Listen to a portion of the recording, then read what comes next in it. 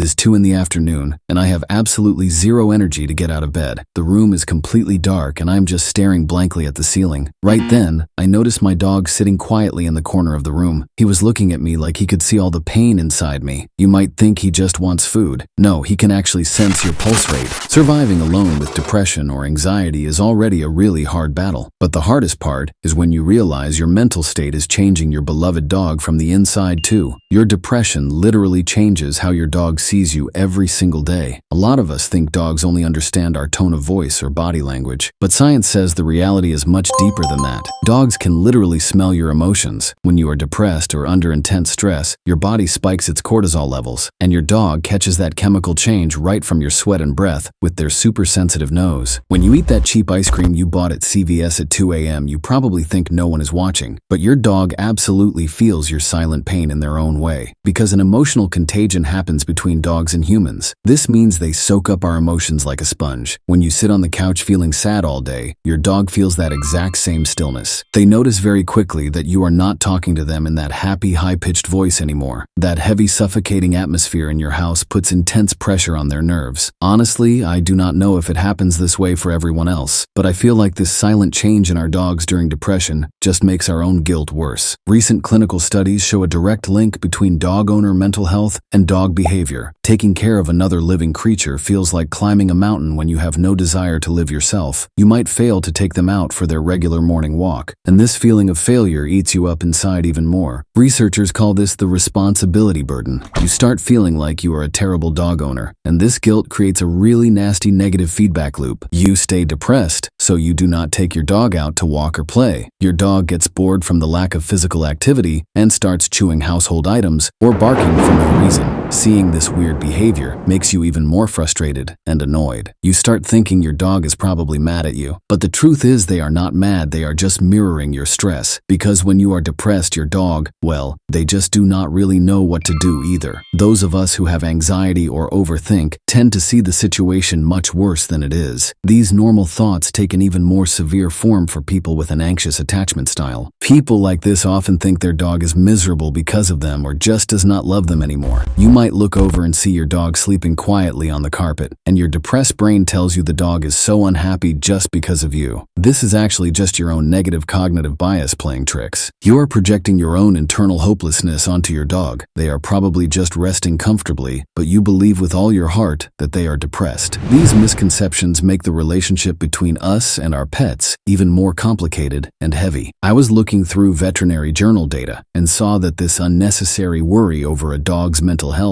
actually doubles the owner's anxiety. A lot of university-level research shows that an owner's depression level spikes when their dog has a physical or mental problem. Anxious owners feel even more helpless when their dog shows fearful behavior. This fear or anxiety in dogs literally magnifies human sadness. The weird part is that people with an avoidant attachment style react a bit differently. They might not want to stay overly emotionally connected to their dog and keep physical distance. And strangely, this emotional distance sometimes helps keep their own anxiety levels low. They do not stress out too much over their dog's minor behavioral quirks. This does not mean you need to emotionally distance yourself from your dog to beat depression. Instead, you need to understand that dogs are an incredible judgment-free support system in our lives. Unlike human relationships, there are no complicated conditions in a relationship with a dog. Your dog does not care at all that you did not brush your hair today or go to work. It absolutely does not matter to them if you have been wearing the same t-shirt for 3 days. They just want you to be near them and give them a little time. So we have to find a way out of this pointless guilt. You need to completely drop this idea of being the perfect dog owner right from the start. This pressure to always be perfect just makes our anxiety worse. You do not need to take them on a 2-mile hike every single day. Just let them lie down next to you if it is too hard to get out of bed. It seems really simple, but just brushing their fur starts reducing the internal stress for both of you. Science says petting a dog rapidly increases serotonin and dopamine levels in our bodies. These hormones help tremendously naturally to improve our mood and lower our internal stress levels. Take very small steps when you are drowning in the deep darkness of depression. Maybe today you just walk them down the street in front of your house for 5 minutes. Or maybe you just sit on the floor and brush them for a bit or talk to them. Heart rate monitors show that dogs are much more relaxed when their familiar humans are present. These tiny actions will rebuild that broken emotional bridge between you two. Lots of research shows that dogs give us a huge sense of purpose in life. We still have to get up just to feed the dog even when there is no other reason to wake up in the morning. This small sense of responsibility pulls us out of that dark hole of depression, even if just a little bit. The time we spend with our dogs teaches us to live in the present moment. They do not think about what happened yesterday, and they do not worry about what will happen tomorrow. Their mindfulness has a direct impact on reducing our anxiety too. Your dog never judges your depression or blames you for your mental state. They just wait very patiently for that old lively person to come back. They know you are hurting, and they try their absolute hardest to help you in their own way. So stop being so hard on yourself starting today. Your depression might have temporarily changed your dog's world a bit, but in their eyes, you are still their entire world. Learn to accept their unconditional love from the bottom of your heart. Your dog might just be your biggest therapist during this hard time with depression. You will see that this innocent animal might just bring you back into the light of life one day.